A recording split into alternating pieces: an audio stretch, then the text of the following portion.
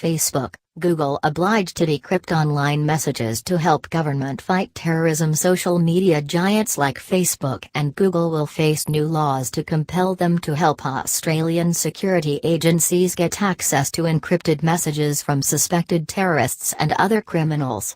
Key points. George Brandis says laws will help with investigations into pedophile networks. Organized crime security expert warns against building weaknesses into the design of encryption. Labor to carefully consider the details of the legislation. Prime Minister Malcolm Turnbull said the law had not kept up with technology, with encryption now affecting 90% of domestic spy agency ACO's priority cases. The new laws will be similar to Britain's Investigatory Powers Act, which imposes an obligation on companies to cooperate with investigations. Attorney General George Brandis said encryption was potentially the greatest degradation of intelligence and law enforcement capability in a lifetime. If the laws are passed and technology companies comply, they could help with investigations into pedophile networks, major organized crime or terrorism. He said the coalition's very strong first preference was for companies to volunteer their help,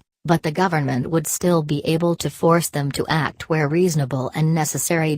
Potentially, as the United Kingdom has done with its Investigatory Powers Act, as the New Zealanders did in 2013 with their equivalent legislation, he said. What this does is merely contemporize for the modern era what is a well-established legal principle, and that is persons, including companies, can be subject to an obligation to assist law enforcement in solving crimes. Tackling terrorism on social media. Steps to reduce the risk and spread of radical ideologies must include counter-narratives as well as the timely eradication of extremist material based on keywords, as well as any material from key radical preachers, Dr. Robin Torok writes. Senator Brandis said that would be on a warranted basis, as in the UK.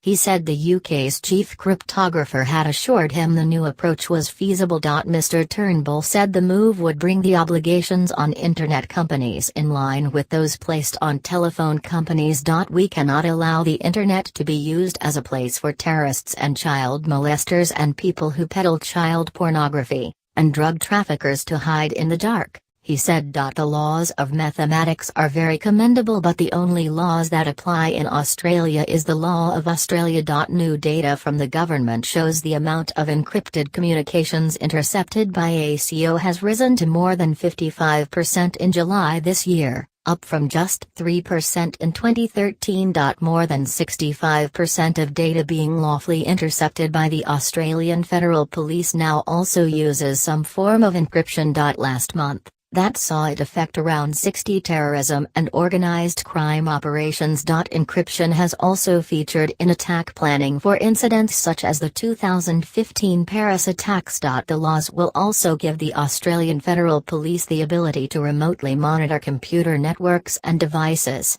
Expert warns against building weaknesses into encryption. Independent security researcher and consultant Troy Hunt said phone applications and messaging services were programmed to automatically encrypt communications, and the procedure was so sophisticated even the tech giants themselves could not decode the messages on their own platforms.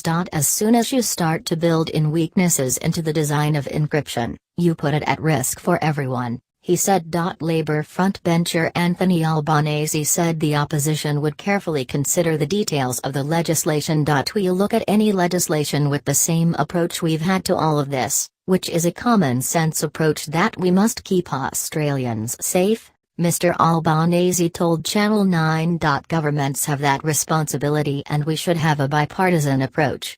Mr. Turnbull called for action on terrorists using encrypted messages at the G20 summit this month, and Senator Brandis has also raised the issue at a meeting with Australia's Five Eyes intelligence partners. The legislation is set to be introduced to the Parliament before the end of the year.